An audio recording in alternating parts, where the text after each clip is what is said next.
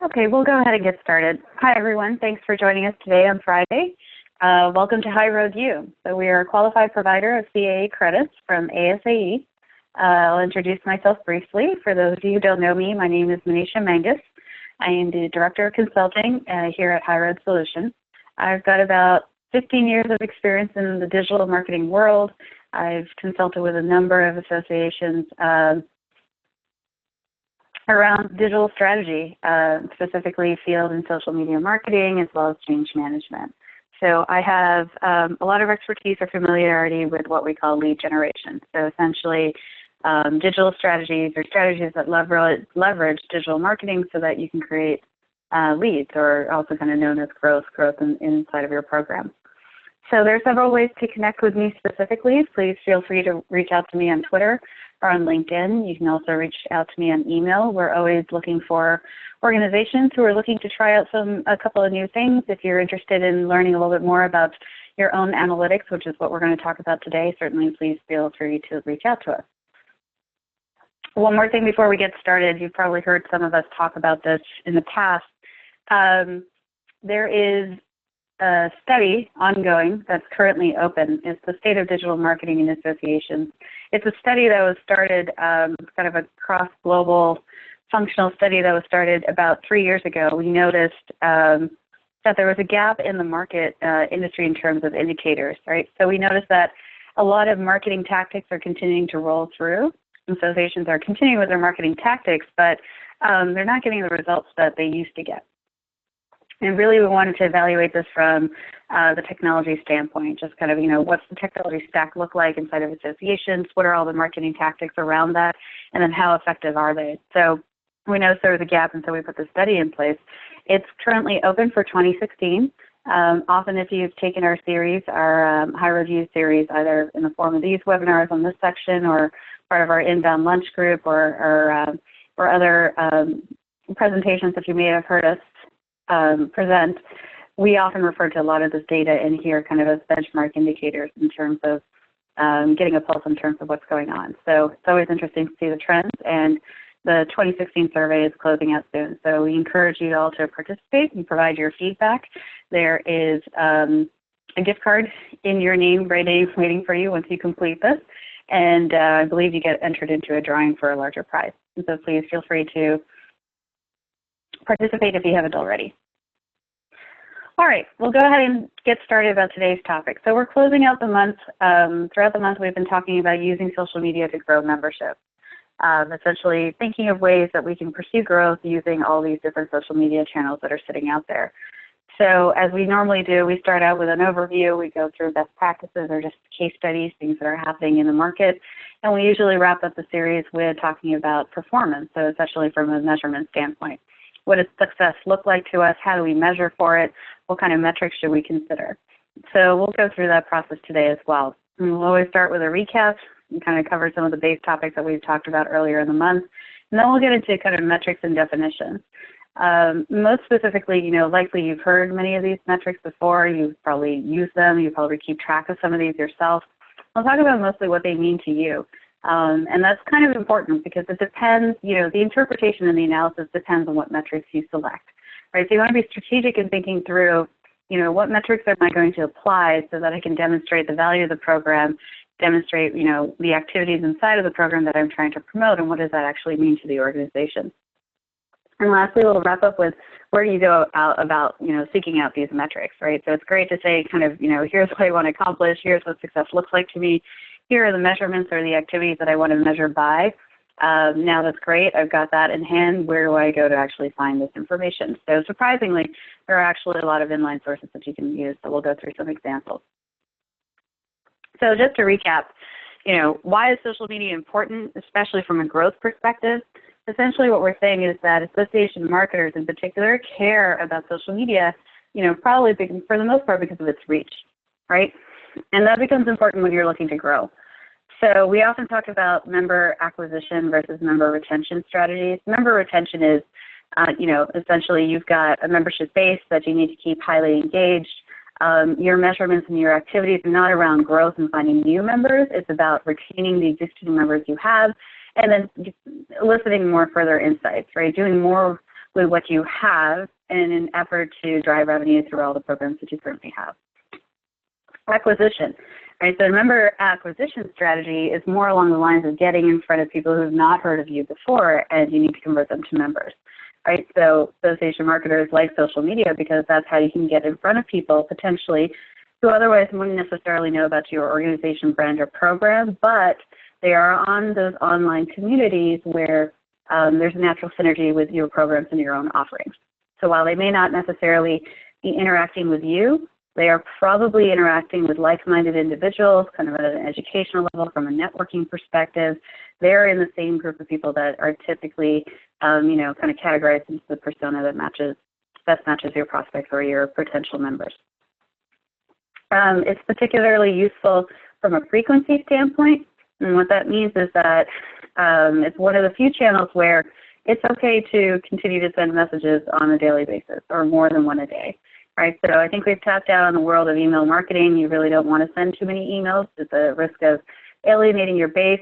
Social media is much more different, right? And so quality of your content obviously is important. Quality actually is tied to frequency as well. So if you are on the social channels, but you're only posting once a month, once every 2 weeks, it doesn't give you a level of legitimacy that compared to somebody else who is posting on a regular basis. And that's mostly because it's a conversational type of style. So remember, social media across the whole, the content on there is all about user-driven content. It's other people having conversations with others. So it's often a two-way dialogue, right? And so again, you want to go back to having a level of frequency whenever you post that gives you that chance. So because of that frequency, it often gives you a chance to actually cut through the noise, right, and make sure that you don't have to do a lot of preamble. You can have a discussion that, matches a tone of voice that's informal but still gets the information across. What's nice about social media, again, regardless of what channel you're in, right, especially if you want them to engage with you, if you want these users or those prospects or these leads to engage with you, you don't have to train them on how to use social media. For the most part, everybody's kind of baseline on this now, right? So everybody knows what a like is. You know where to find it kind of on all the social platforms that are out there. You know how to share information. So some of the icons are very pervasive today, so you don't have to worry about that kind of stuff that perhaps we had to worry about before. And so it's really kind of an equalizer amongst everyone. And then it's the immediacy is also kind of something that we like.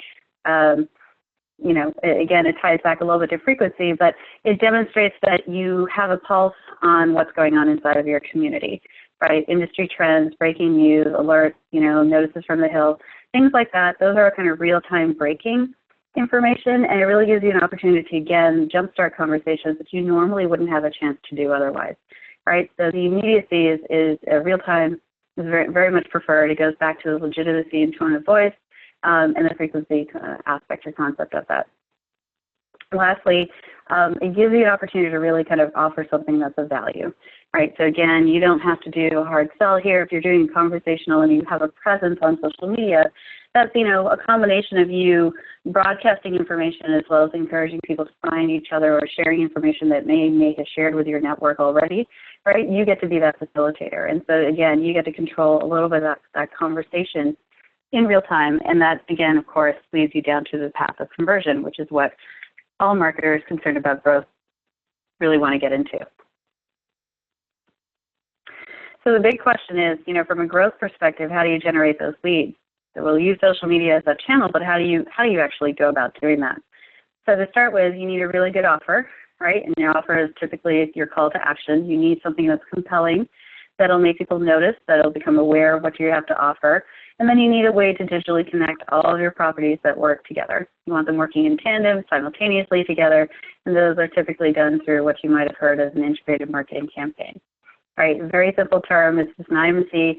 Again, it's going back to the concept of you're no longer dealing with just one or two channels. Right, there used to be a time where you used to have a website and you had some email, and that was it. Now you've got a website. You've probably got an event site. You've probably got a product site. You've got multiple microsites sitting out there. In addition to that, we've overlayered. You're still using digital email communications. You've probably got banner ads and publications that are sitting out there pointing to some of your content. And then you've got all your social media channels overlaid on that, right? So now all of a sudden, you've gone from possibly with 2 or 3 channels to multiple channels. It only makes sense that if you are going to leverage all these activities in an effort to get in front of these prospects, you want to be having the same message to attract those users, that offer. You really want to put it out across all of your digital properties to make sure that, they're in sync with each other, right? Often the question is, okay, great, I'm going to use social media, it'll put my offer, and then the question is, well, where are you going to send them, right? So obviously you need to have a corresponding page on your websites or a landing page or something, to direct the users to kind of do that next conversion step. Right, so again, you have all these pieces available to you. The big challenge is how do you get in front of people who don't know you? And that is something that associations struggle with, and not just associations, most organizations struggle with this. How do we find our people who are our people, but they don't know it yet? But we do. We know it at least from a persona perspective. We know it from a data profiling perspective. So it's really a question of, where do we go fishing? So what ponds do we kind of go into to kind of see where they are? And so again, social media comes into play from that perspective. We often recommend you want to consider pursuing the paid model versus as well as the unpaid model, right? So the organic social media where you've got your Facebook page or you've got your LinkedIn group, combined with the consideration that perhaps some of the posts that you put in your LinkedIn groups or on your LinkedIn company page are sponsored content, right? So again, part of that is, again, leveraging or tapping into the network that social media has for you for people who don't know your organization, but you are able to kind of categorize and at least say that they're likely kind of within these networks. They've expressed the same level of interest, they have the same type of background, they're interested in the same type of industry level topics, right? So what's nice about social media is it already creates all those networks. Those pools are out there. It's simply a question of, what you selecting which pool you want to go into, and then how do you make a compelling offer to get in front of those people. So getting in front of them, right, means you have to have your compelling offer, but often you also have to kind of present your content in a meaningful way and get in front of those channels that may not necessarily have thought or considered what you might have had to offer. So the biggest challenge is, again, you have to go back to creating awareness for people who don't exist in your database. You don't have an email address for them. And, it becomes particularly important because there's often a statistic that we fall back to, which is 20% of all your emails will degrade year over year, right? So what that means is they go bad. So you often have to be in a state of constant growth. And again, there's no way to email someone if you don't have an email address. So social media kind of steps in and fills that gap. So obviously, in order for that to happen, right, so they often say social media is conversational, but it still is all about the content. So from your perspective, from associations, it's great. You have a lot of content typically. You usually have a lot of programs. You usually have a lot of materials. It's just a question of, what's the right mix to put in front of people in a different channel. So that often ties back to what we call a content marketing strategy. You may have heard those terms. The underpinning for the pillars of marketing strategy go back to content that's valuable, content that's relevant, and content that's consistent, right? So often you can kind of draw the parallels to see, those are kind of some of the same things that social media often looks for and is characterized by, right? Relevancy, frequency, usability, right? So you're always looking for, from this perspective, you really want to look for content that's shareable, and that'll become more obvious or more apparent as to why you're doing that as we get further on, but that is a big metric, right? So content that is interest, content that is shareable, and obviously content that educates. So all of these things, again, if you go back and you look at your own kind of cross-offering of material and information, you have all this kind of at your disposal. The question is, how do you pull it together? And that's usually the challenge, right? So again, we're going to go back to your integrated marketing campaigns, right? So it's the effort to go ahead and combine all the medium that's out there to ensure that your marketing message is on point and it gets to the largest reach of people, right? So again, you're going to tap into, from that perspective, you're going to tap into what's going on inside of your own content calendar. You'll see what's scheduled for your social content publishing calendar. You want to see all the promotional activities that are coming up in your upcoming campaign.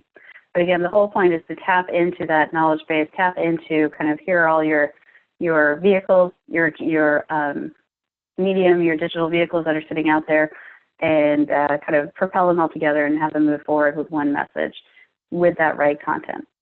So in order to be further effective, you need the ability to do some sort of promotion, paid, again, to amplify that voice. That's how you're going to get in front of people who don't know about you, but match up with the characteristic demographics that you want to be in front of. Obviously, that means that you need to know who you're promoting to, who you're talking to.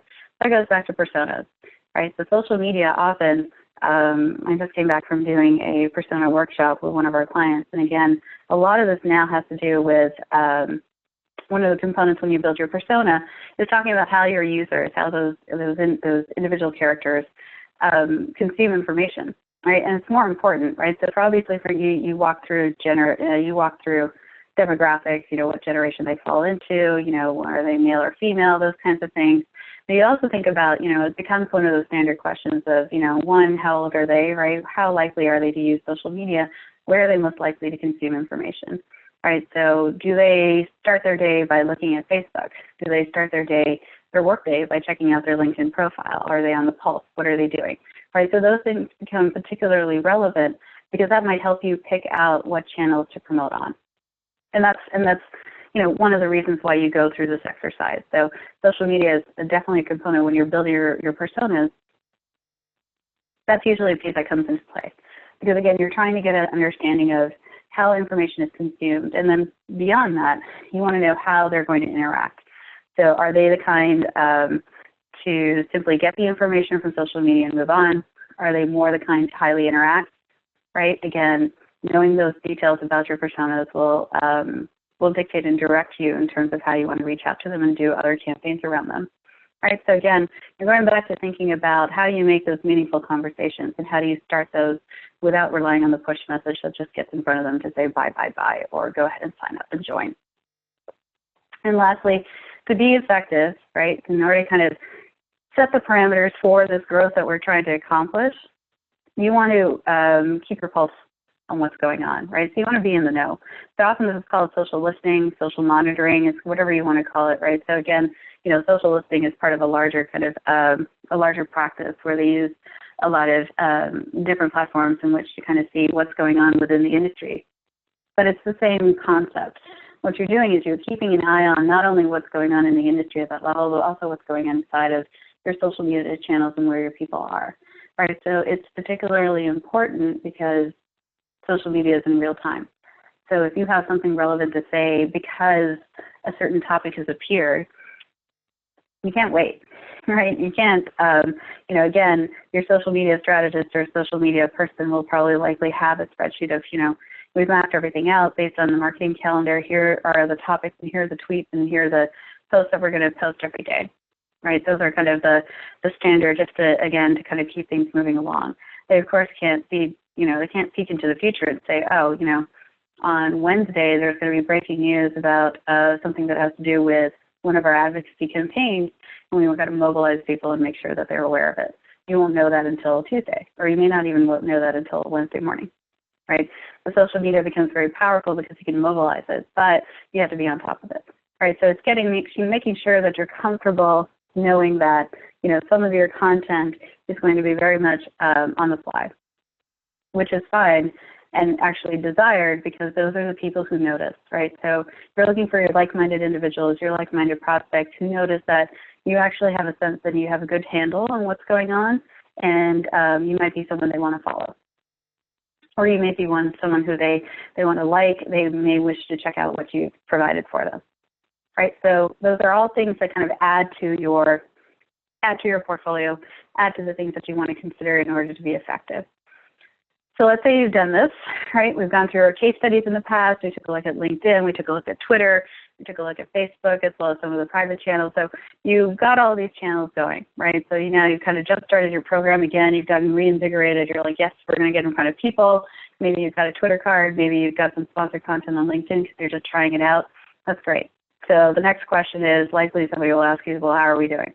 Right? Did it work? Did it not work? What are we doing? And how, what does success look like to us? So again, it depends a little bit on what you're trying to accomplish and where you are kind of in your organizational structure from that standpoint. Again, are you in the model of where your content creation and your content focus is on building engagement, or are we more kind of on the awareness side? right? And those flip sides of the coin, they may be one and the same for some organizations.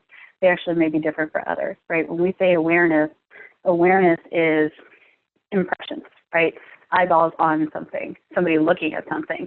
Engagement has a slightly different tone to it. Engagement is about, I need someone to interact. Typically, that's the engagement level. How engaged, right? What kind of level or degree of engagement do we want to measure? That's where it gets a little sticky. And that really has to do with how you want to approach it, right? So we'll start at the beginning. So there are different types of measurement. These are different categories that you can kind of lump all your metrics into. You can do it from a consumption standpoint. Again, like I said, this becomes a relative when you're talking about social media with regards to personas, right? So I just talked about how information is consumed.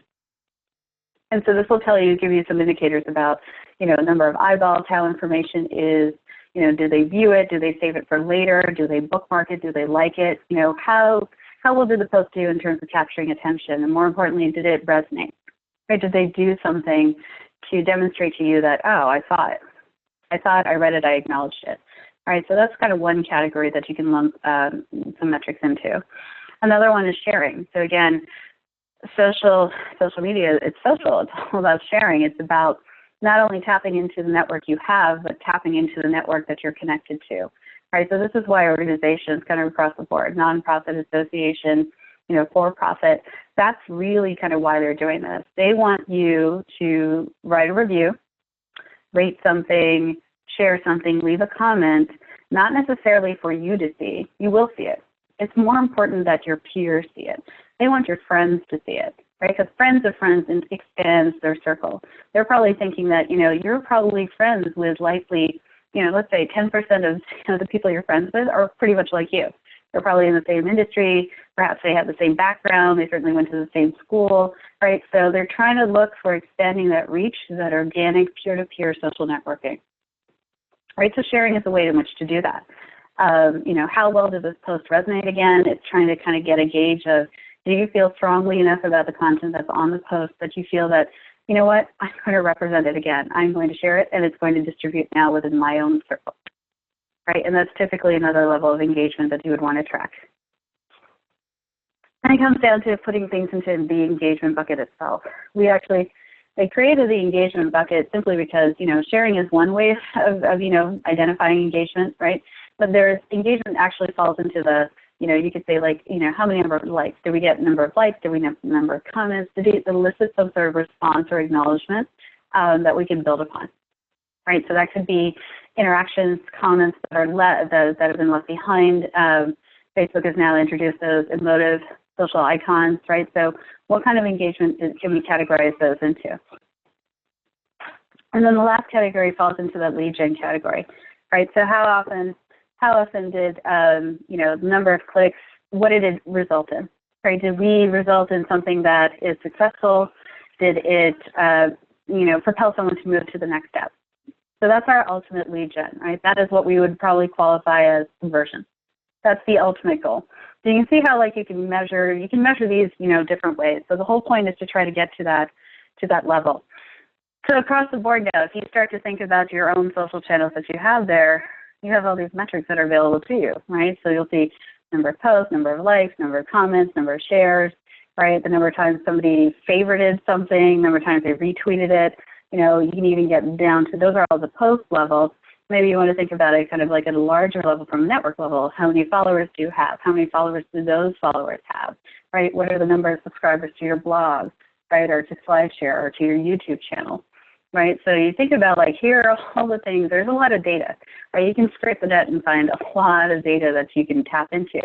Really what happens is, or kind of, the steps that you have to do is to apply some sort of context to it.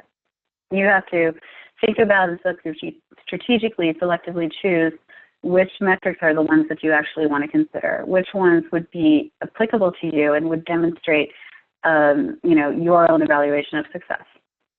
And it depends on a number of things. It depends, when you're within your organization, where you are in your social media programs, right?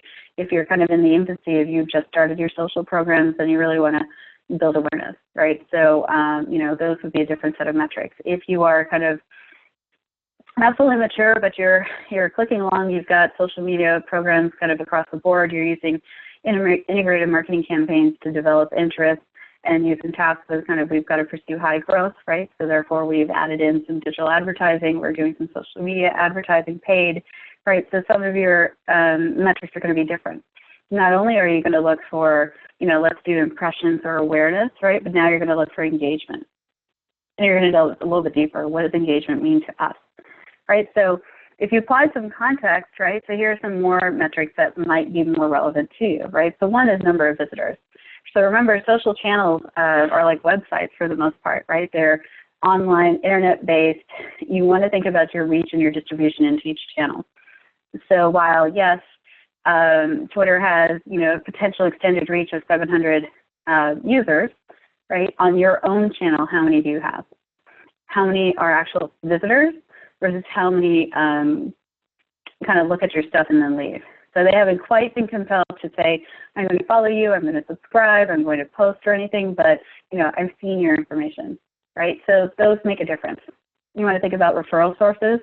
Again, especially if you're leveraging all of your integrated marketing campaign activities, you want to know kind of what's pointing to what, right? So that might be something that might be of interest to you because you want to measure the success of your campaign, right? Not only from the reach standpoint, but more from a referral standpoint. Did what I did in Twitter, did that influence how we got to this page on the website and vice versa? You want to think about the number of participants.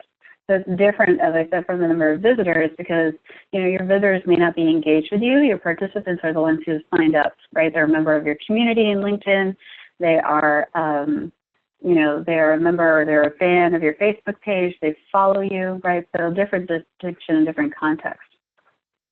And I'd also want to consider the amount of time that they're spending on the channel itself. Right, so this becomes again, it's a measure. It depends on the type of content that you post on there, right? But it's something to think about. And it goes back to a little bit of your personas themselves. Do they spend a lot of time on these social channels? Therefore, can you make the inference that if they were to spend a lot of time on these channels, can you make the inference that your content that you posted there is successful and of interest to them? You want to think about frequency of engagement, right? So you've got the flybys who say, I like your thing, and you never hear from them again, versus the ones where, either, the individual level or even at the post level, that this is a high-performing post. We get a lot of comments or a lot of likes or some sort of reaction on an ongoing basis by more than one person, right? So what is that frequency of engagement and how often do you get it? Again, I think when social media started, initially there was a lot of fear about how do we handle negative comments? What are we going to do? The user is essentially in control. It could be bad press, bad PR. How do we respond to that kind of stuff? Most marketers will tell you that if people are complaining, it means they noticed something. And there's, again, people have a different take to it, but again, you want to think about, did they leave a reaction? Did they leave a comment? Right, again, from that standpoint, whether it's positive or negative, if it's negative, obviously you want to think about how you want to handle it, right? But if you're looking at it from an engagement standpoint, that means that they really did see your material. Not only did they see it, it wasn't just an impression, it resonated with them on some level, right? So they felt compelled to do something about it. Either express solidarity with you, tell you that they agree with you, or tell you that, you're wrong, and, in which case you probably want to follow up with them and see, because they took the time. They probably are your people in your tribe because they took the time to tell you. Like, hey, you're wrong, I think you might want to consider this as well, something like that. And then you've got the interaction rate, right? So we're looking at all these numbers kind of in isolation. You may want to look at kind of the rate over something, right? So it's a percentage of total number of users who actively engage. It often goes back to the, the open rates. What are the open rates? What's that percentage look like? Open rates over click-through rates, right? So, you often want to think about, what number are we doing the percentage over? Is it over the number that was sent, right? Or was it the number that was delivered? What does that open rate look like, right? So you want to think about something like that. And then further engagement, but at the social level. So now you've got let's say you've got your fan page, you're doing a campaign or something, you've posted something, you know people are posting images, right? So they're interacting with you. Not only are they indicating like I have a like or I empathize or whatever, but they're sharing information, right? That's the ultimate user-generated content sweet spot. Retweets and shares and invitations to join. That's often kind of tied to, you know, forward to a friend via email, invitations to join. You might want to look at that and think of how highly you want to weight that or rank that, right? Again, thinking about, you know, from the perspective of you have these networks, you go looking for those people in your networks, likely you want those peer-based networks as well, right? So the friends of a friend, right? So you may want to follow up on the people, you know, who've joined and who are now inviting others to join. Facebook Facebook does a really good job of this by essentially saying invite your friends to like this page as well. So you may want to keep an eye on that number and see what that looks like and see how that grows. So what you also want to think about is reach. So if you're thinking about this, and it becomes particularly important if we're talking about growth. So inside of your network, how many followers do you have? How many have you gained over the past day, week, or month? Those are metrics that you might be interested in. And then what influences your reach? So this is something that, again, you'll need to kind of work hand in hand with your social media team to figure out, let's take a look at what's the most popular content. And, you know, we can take it over a snapshot of time. We can take it, and, you know, the snapshot of time could be, let's do it over the course of a week. Let's do it over the course of 2 weeks. Let's do it over the course of a month, and maybe perhaps at the quarter level. Right, so we look at all that data, and what you're looking for is, you know, trying to see what did you post or what materials did you share that expanded your reach, right? So how did your network grow? Was it the actual content itself, or was it by the nature of kind of the viral explosion, if you will, right?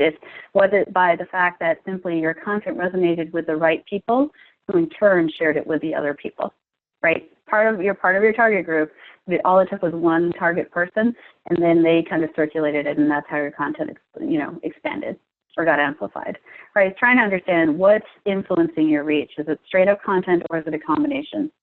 Or is it just your network, right? So the power of your network. And then obviously, once you've identified that, you want to tap into that a little bit more, put it into your schedule again, and then see what the influence is. So other things that might affect you is, you know, again, you want to put it in context of how long have you been posting for. If you're in your infancy of kind of getting things off the ground, then you want to take some of these measurements with a little bit of grain of salt, right? Some of it is cumulative, even for as much as social media is very instant in real time, kind of small moments in time. The cumulative effect is kind of what you're looking for here in terms of impact. All right, so how long have you been posting for? If you're new to the whole thing, you know, obviously that influences your legitimacy, how people see you. They think you're still kind of new. They are less likely probably to like your information. However, your focus is building awareness and building followers, not focused on getting likes, right? So it all kind of evens out based on what you're trying to do.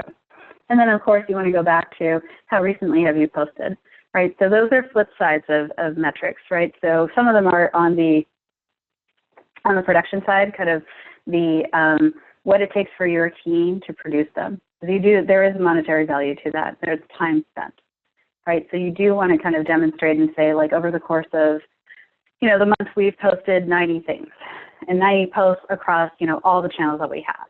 Here's our productivity, right? That has in turn resulted in 8 new customers, right? So those are the types of things that you want to get to, and that's why some of these metrics become more important for you. So you may have heard of this term, probably, 5 years ago. This was kind of the new term that was emerging, probably more than 5 years ago, maybe 6, 7 years ago, but return on engagement, ROE. You know, there's a question of, was it just a buzz term? Did it really not mean anything? What it means is it's measuring the positive impacts or the results of engaging with people on social media. So it's a very loose metric. Again, it's a way to standardize some measurements. Everyone's ROE is different because your measurements and your definitions of what engagement means to you and your organization may be a little different. So it is trying to standardize to one level. Here's what your rate of engagement is, but often if you're comparing it from organization to organization, it might be difficult to do because it's apples and oranges, right? Again, you're going back to a lot of the definitions and what the actual goals of your social media programs are about. So the question, again, social media is typically a one-way conversation, right? Or I'm sorry, it's typically a two-way conversation. Often it's treated as a one-way conversation because we need to get the word out. So depending on what your strategy is, what your tactic is, you want to think about, how do you evaluate? So if you see it as a two-way conversation, then your metrics of measurement for engagement, those probably come from measurements such as number of comments. However, if it's one way and you're building, you're gearing towards building awareness as a first step, then it's the number of likes is likely something that you'll point to and say that's our engagement. So really it's a discussion to have in-house. What does engagement mean to everyone? Because I guarantee you people will think of it as differently, even within your organization and your team. All right, and so kind of categorize them into impressions versus engagement. And you think about things. So impressions are a number of views, and there's a number of likes. Engagement, however, is a number of clicks, but, inside of your organization, there could be a discussion where a number of likes, they feel that it should go under engagement. Right, so that's a conversation to have, right? So there's no right or wrong. Not anything that we've seen is kind of been across the board very differently. It just depends. What you want to do is you want to make sure you're consistent, and then you want to make sure that you're measuring it in a consistent way. So it probably helps to kind of go back to making sure that everyone is aware that, hey, here's what we're striving to. Here's what engagement means to us internally, right? For us, engagement is very important for clicks because we are ultimately trying to convert people. So therefore, clicks are going to be the fullest measure of engagement. For others, they're going to say, engagement for us is likes. It's likes because people are looking at our materials and they agree with what we're putting out there. They are saying, yes, I agree. Yes, you represent what you're putting out there for me. You're speaking on my behalf, right? And I'm happy to share it. And sharing, in turn, will become that extra engagement level, right? So again, you can kind of see how the conversation can go. It can go either way. But again, there's no right or wrong way. Everyone is different. Everyone's interpretation is relative, right? I think what's most important is making sure you agree as an organization, what those metrics are and what the categories they fall into, and then making sure that you have that documented and you're consistent in your measuring. You don't want to get into a point where all of a sudden you're switching out the definition and therefore now you need to make sure when you're measuring and reporting the results, you've accounted for that switch. But really it depends about, and this is a conversation you'll probably have, is some of these metrics change based on the channel you're evaluating. So it becomes particularly important that if you are on, if your channel of focus is Twitter, you may have to sit down and really think about, what does engagement mean on Twitter? So Twitter is very short, real-time responses. Is the engagement that it's retweeting, or is the engagement that they're clicking on it? Or is it a combination of both, where the highest post that performed the most, right, was the way it was shared first or tweeted, and then the click-through was kind of like the follow-up, right? So that might be a little bit different from LinkedIn, where, the intent of the post is to garner as many comments and interaction because you're trying to start a conversation where, number of clicks, number of likes, okay, but really what you're looking for from an engagement standpoint is, do people have something to say about it?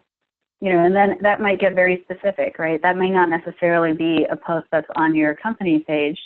That's something that happens inside of the group itself. Okay, so a lot of different ways in which to interpret it. Again, you have to go back to being consistent and making sure that this interpretation works for you. So now that you've got your metrics, you've identified a set of metrics that work for you, you have to go find them, right? So it's actually not that difficult to find them. You can use a number of tools. So Google Analytics has a variety of ways in which you can collect some of this information. They do a good job of kind of bringing insight into referrals, right? So it's not just straight up how did you perform in Twitter, or Facebook or LinkedIn or your blog, but more importantly, how did that interaction occur through your website, right? So the referrals or the bounces between your website versus that social media channel, it's able to kind of provide some insights into that, which would be really interesting, right? So again, it's going back to that can provide you visits versus unique visits, right? Bounce rates, where the user kind of ends up on the page and then leaves after the first page. It kind of could tie back to the amount of time that's on your site. So again, you could map that back to the time of site, the amount of time that's on your that was spent on your social media site, and then of course all those inbound links, right? All the links that are crisscrossing back and forth. You know, what does that activity look like, and then how can you infer that further?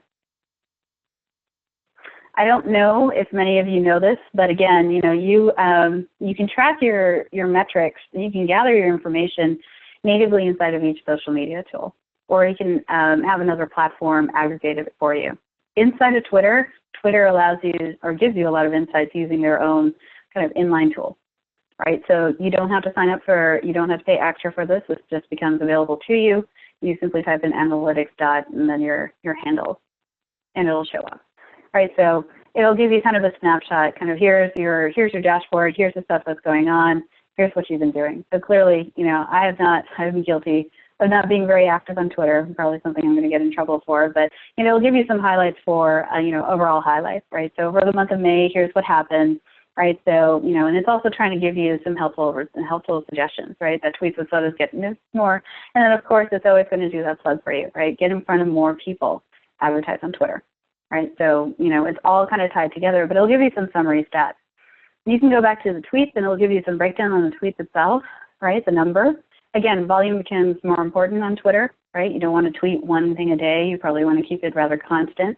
So that's why you need that mix of keeping an eye on what's going on so that you can respond in real time versus things that you had planned to promote, right? But it'll actually tell you what the impressions were per post. So again, that's what you're looking for, right? What you're trying to identify is a trend over time where, you know, I can identify and say, you know, the tweets that I talked about, the following topics, got a far more kind of higher level of engagement versus the ones that I didn't do, versus the ones I didn't leverage as some piece, right? So it'll tell me my number of impressions, it'll tell me the number of engagements I had, and then what my rate was. And of course, you can always export your data, which is always kind of nice. It'll go further, right, and do kind of what Google Analytics does from a social interest area standpoint. It'll tell me, here are all my followers over a certain time frame. This is what my audience size is, right? You know, here's how it grew, how much it grew by. Here's the gender split, and here are the interests, right? So here's the breakdown of all the other people who are following me who are like-minded. Here are all the interests that they're in. So this becomes important because hopefully your brain now is thinking about, ooh, you know, now I can look at all these things, right? So technology, tech news, business news, and general info. These are all the places where the people who follow me also, that's where their interest areas lie. Likely the people who follow me or have a similar interest as me, otherwise they wouldn't be following me. They must have liked something that I had to post. Therefore, if I want to get in front of them, I can now tap into those digital advertising channels to get in front of them in the world of technology. Right, so now I can look for technology channels, even inside of Twitter or even beyond, and try to find my like-minded people. Right, so it's curious, you know, it'll be curious. I'm sure many of you are curious just to see, like, ooh, like, what does that breakdown look for me? Right, so again, there are ways in which you can tap into some of this information and do further things, and that's really what the whole point is about. Taking this and growing your base is looking at these ways and thinking about ways in which you can further expand your base. So I thought this was pretty interesting. So those are kind of, so that gives you some insight. So again, if you were to go to LinkedIn in the inline tool itself, you'll be able to get reports, same thing for Facebook, it'll give you analytics and reports. Those are helpful because they provide you a lot of detail and perhaps give you some further insights into what else you want to put together from a campaign perspective. Often though, you have to report up at a higher level, right? You need to roll everything up and report back from an aggregate level. How is my social media activities kind of across all channels, how are they performing? There are a lot of tools that are out there that can help you do that. HubSpot is one of them, right? Because as part of the marketing automation platform, it has the social media component to it. The marketing managers like to look at this, you know, because they don't have to go and ask anyone for any information. They don't have to go and ask the actual social media team, like, hey, give me a download or anything. Social media team doesn't have to scramble to kind of put something together ad hoc. You can come here and just take a look at kind of what's going on from a month-to-month basis or a certain time frame. So you can get kind of your time frames report to see here's what you've been doing month over month. You know, it's fewer or more than what you've been doing last year. You can see across the top here, HubSpot is useful and handy in terms of filtering out your channels, so you can filter out to kind of say, show me the performance month over month for just Twitter, right? And then show me the performance month over month for just what I'm doing on Facebook. And also, you can compare against platforms channels as well, right? So it'll give you some additional insights, right? So in addition to kind of saying, here's what we've done month over month, right? It's giving you that. It's actually saying that. It's saying that your total clicks are down, but your actual interactions are up. So clearly, inside of the world of Facebook, inside of the world of HubSpot, their definition of clicks versus interactions are different, right? And they've been kind of deliberately to say interactions are the shares, likes, comments. Clicks are clicking on the actual call to action to go somewhere and do something. So they've separated the two. So again, from that perspective, it's something to think about. So it'll tell you the messages that you had, they received total number of clicks, that's clicks per message about the same point that you had last month. So it starts to give you some rates and things that you can compare against to tell your performance. And it'll tell you the interactions as well, right? So kind of handy. What it'll also do is it'll tell you, here's the message that received the most clicks over this month across the board, right? I point that out because it was an experiment that I did where I used LinkedIn as LinkedIn sponsored content to amplify and boost this particular post inside of LinkedIn, and I wanted to see what would happen. And so clearly it worked. All right, so by taking my post that I had already put inside of LinkedIn, inside of our group page and our company page, we put some sponsored content behind it to amplify its reach, and therefore it received the most clicks this month. Right, so what we're suggesting is not, kind of theoretical, it does work. Right, so just something, I got really excited about this. I think digital marketers will too. So what you can also do, right, so everything, it's hard. Social media, when you're doing stuff, you're living and breathing kind of at the very, very minutiae, very detailed level, right? You are not sitting there thinking about like all platforms at the same time. You kind of have to devote your time thinking, what am I working on? Which one am I focused on, right? So what's nice about platforms such as HubSpot or Acton or Marketo is that they'll give you the comparison reports across the board. So likely there's someone on your team, you are probably interested in seeing, well, tell me what we did this month, right? I need to know what we produced so that I can kind of tie it back to a cost, if I had to do a cost-benefit analysis. So therefore, I want to see where did we publish, right? This month, and what channels were we active in, right? So this gives you a good kind of cross-comparison of, for every week, here's where we were most active. And then you can go back, right? You can go back in time and go aggregate over the past quarter. So over the past quarter, I want to look at it from the campaigns, right? So inside of HubSpot, HubSpot will allow you to do a number of things, right, from a digital marketing standpoint and roll them all into a higher level campaign to group it under a campaign. So what this is telling me now is that over the last 3 months, I've published 195 messages that are specific to the HighRoad U campaign. And all of that is to build awareness. So what the graph is showing me is like, here's where we've put things, right? Here's where, the published stuff has gone. And then interestingly enough, again, Google Plus and Twitter is kind of where we've been most active. LinkedIn has been selective, right? So it's just kind of giving your marketing managers an opportunity to kind of take a look and cross-section of here's what's going on. In addition to that, it'll tell you here's all the interactions, right? So over the course of time, here are the interactions that have happened within this time for this particular campaign.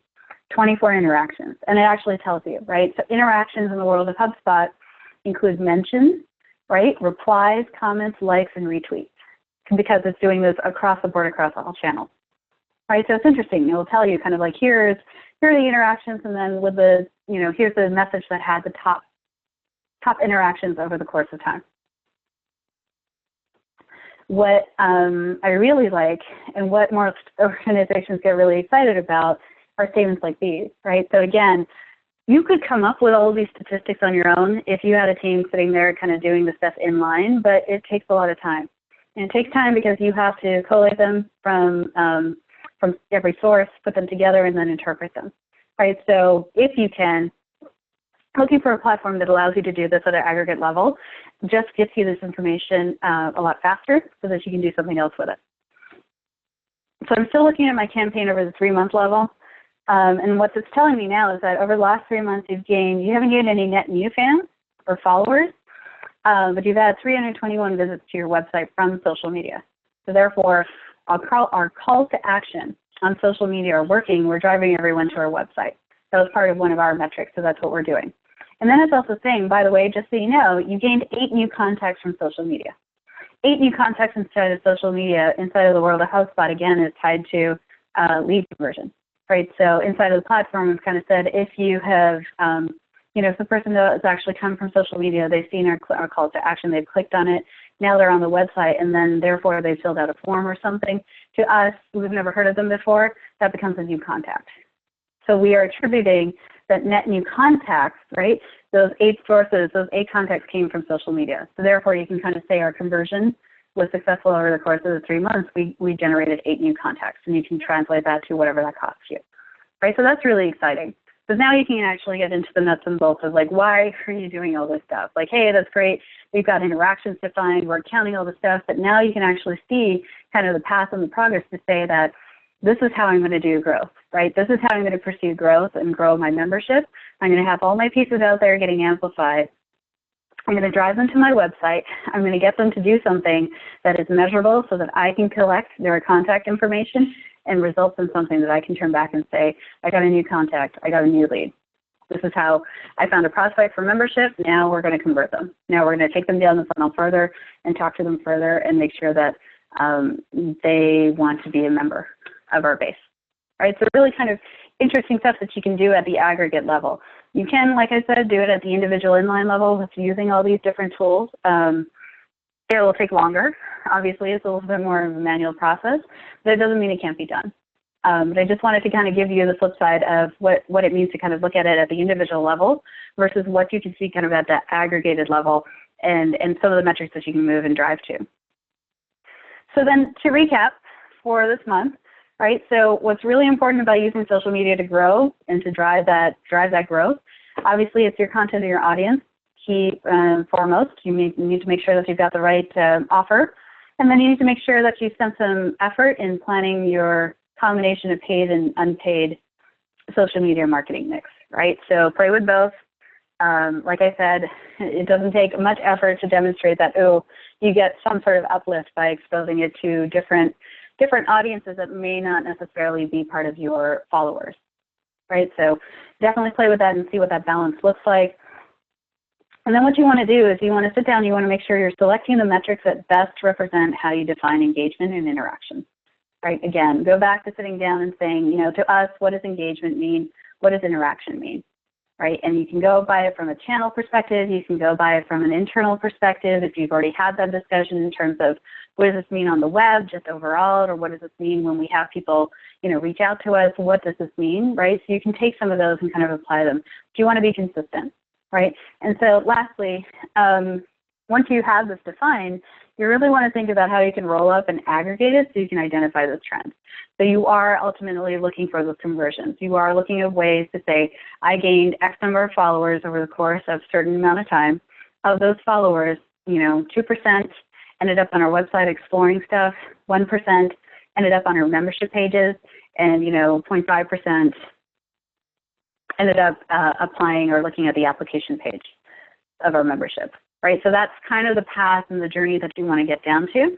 And looking and using marketing automation platforms will help you do that because it's aggregating everything at a higher level. Okay, well, so that wraps up this month as we talk about social media.